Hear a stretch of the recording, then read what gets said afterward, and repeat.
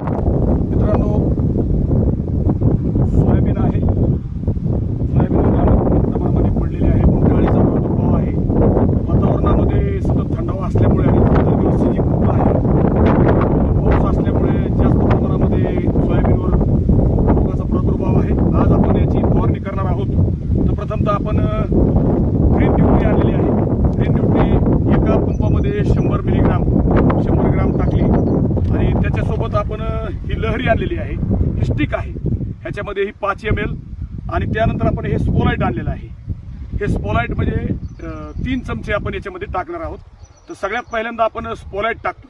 स्पोलाइटमध्ये आपण 3 चमचे याच्यामध्ये टाकले. 1 2 आणि हा 3. हे 3 आपण स्पून टाकलेले आहेत त्या स्पोलाइटचे. याच्यासोबत आपण ही जी लहरी आहे याच्या संदर्भामध्ये आपण एक टोपण आणलेलं आहे ज्याच्यामध्ये